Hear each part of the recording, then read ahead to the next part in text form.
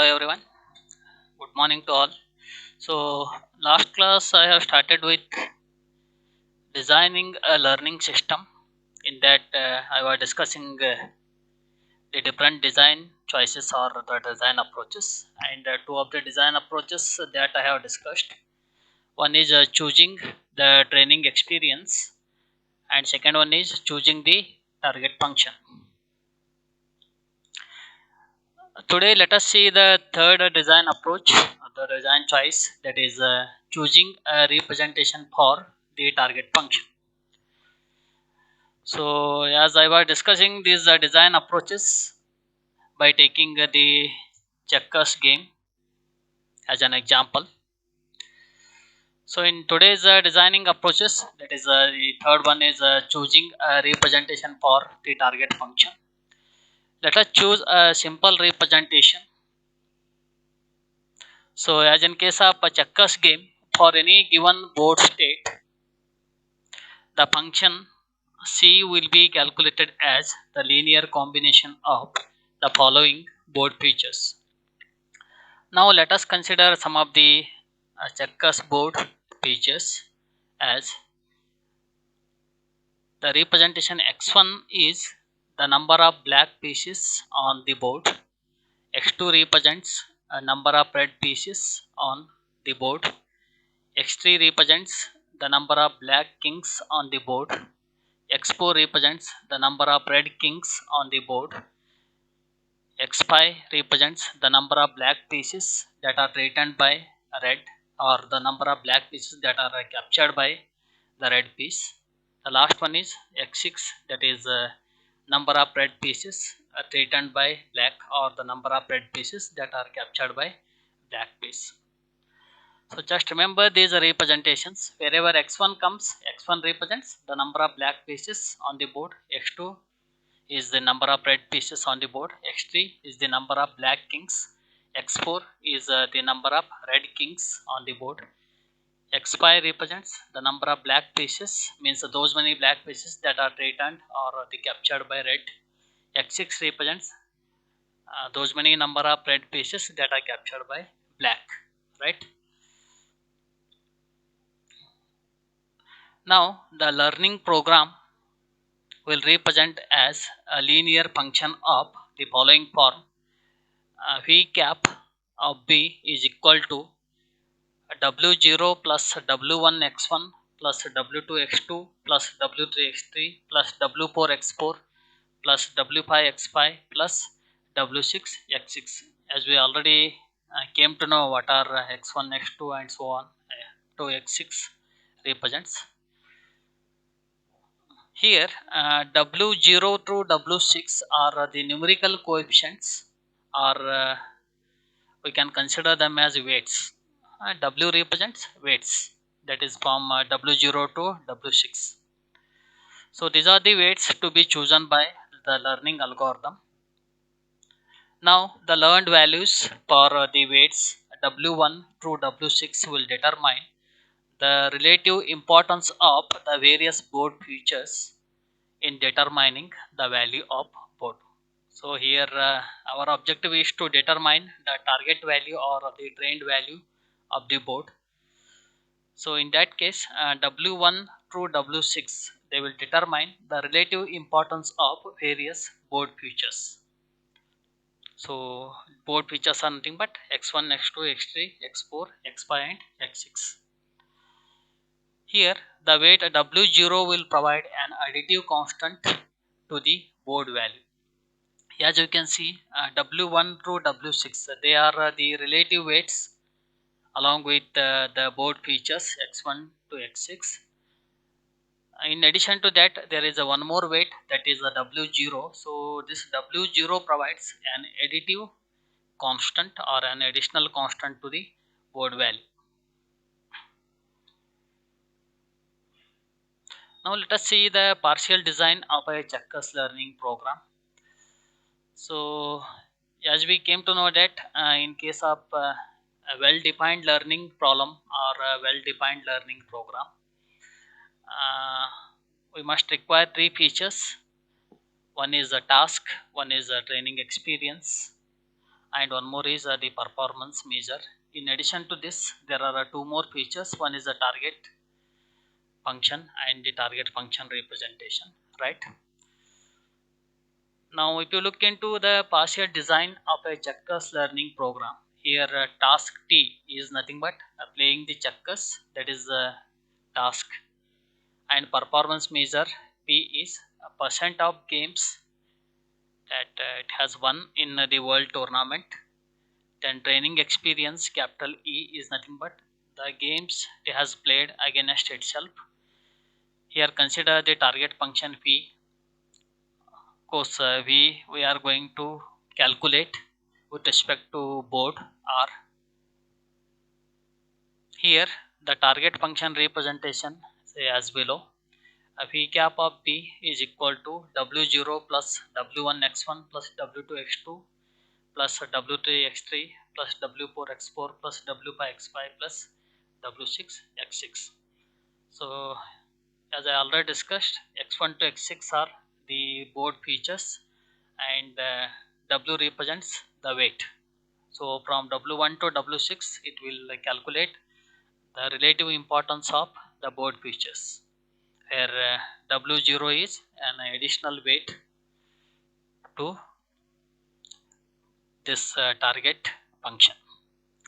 Here the first three items in the above function represent that are correspond to the specification of the learning task, whereas the final two items they will constitute the design choices for the implementation of the learning program. Means the first three items, that is W0, W1 x1 and W2 x2, that are corresponding to the specification of the learning task, whereas the last two items, that is the W5 x5 and W6 x6, so they will constitute the design choices for the implementation of the learning program. So this is what the third important design approach, or the design choice, that is choosing a representation for the target function. So we came to know that what is the target function representation in this particular design approach. Then the next important design approach is choosing a function approximation algorithm, right? So in order to learn the target function f, that we require a set of training examples where each is describing a specific board state b, and the training value v train of b for b. Here small b represents the board state, whereas v train of b, that is v train of b represents the training value. So each training example is an ordered pair of the form b comma v train of b. So small b represent the board state, whereas v train of b is the training value.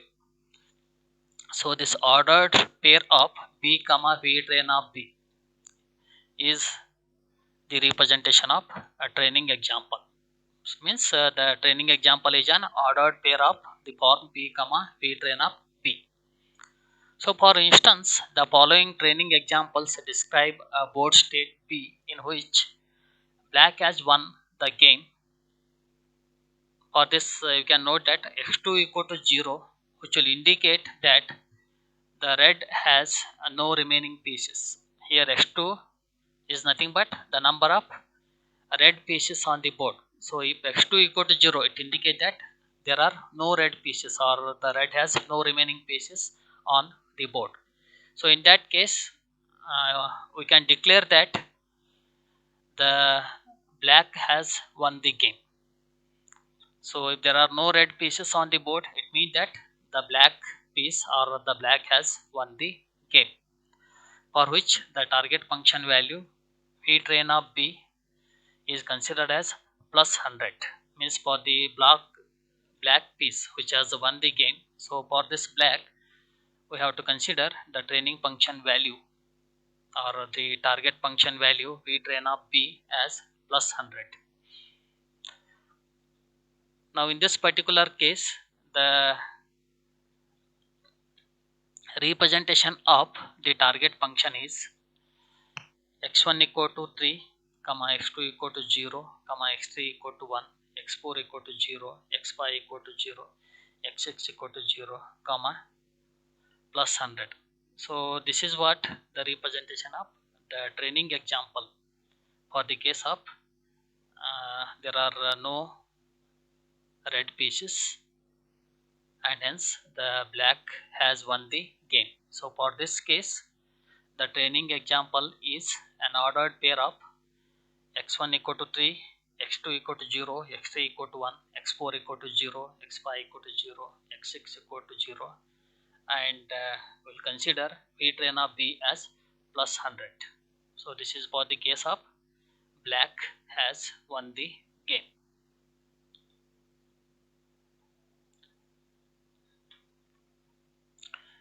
Now the function approximation procedure can be summarized or it can be discussed with respect to these two concepts. One is derive training examples from the indirect training experience available to the learner. The second one is adjusting the weights wi to best fit these training examples. So I'll discuss these two concepts one by one. So first one is estimating the training values. A simple approach for estimating the training values for the intermediate board states is to assign the training value of v train of b for any intermediate board state b to be considered as v cap of successor of b, where v cap is the learner's current approximation to v, whereas the successor of b denotes the next board state following the current state, that is b, for which it is again the program's turn, which will move to the next successive board state. Now there is a rule for v train of b next to v successor of b. So this rule is for estimating the training values. So this you can note down, that is a rule for estimating the training values is v train of b tends to v cap successor of b. So v train of b is the current board state value, whereas v cap of successor of b is the board state following the current state or the successor board state. Now the second concept is adjusting the weights, right? To specify the learning algorithm for choosing the weight wi to best fit the set of training examples. So b comma v train of b. Here the first step is to define what we mean by the best fit to train the data or to the training data. So one common approach is to define the best hypothesis or the set of weights which will minimize the squared error capital E between the training values and the values that are predicted by the following hypothesis, that is equivalent to summation of v train of b minus v cap of b whole square. For this we have considered some of the parameters as b comma v train of b belongs to the training examples.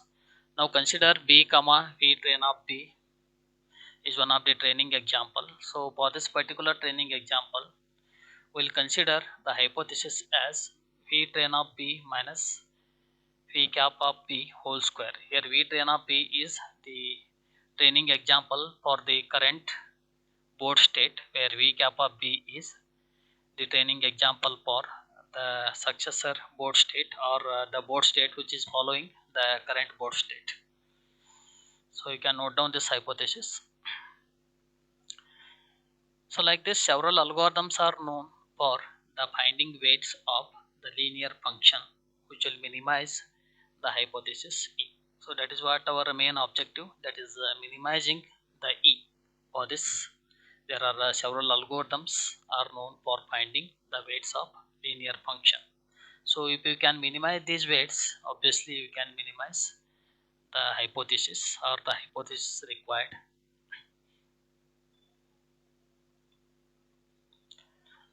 So in our case, we will require an algorithm that will incrementally refine the weights as the new training examples become available, and that will be robust to errors in these estimated training values.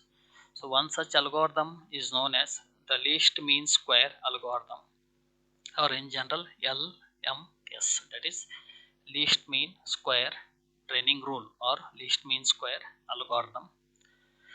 So in this algorithm, for each observed training example, it will adjust the weights to a small amount in the direction that will reduce the error on this training example. That is what our main objective is. That is adjusting the weights in order to reduce the error on the training example. So that is one of the objective in the least mean square training rule or LMS algorithm.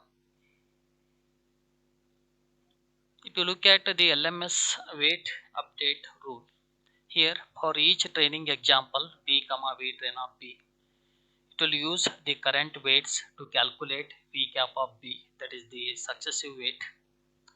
For each weight wi, it will update it as, means wi is updated, or it will update wi as wi plus n of v train of b minus v cap of b xi. Here n represents a small constant, for example 0 0.1, right? That will moderates the size of weight update.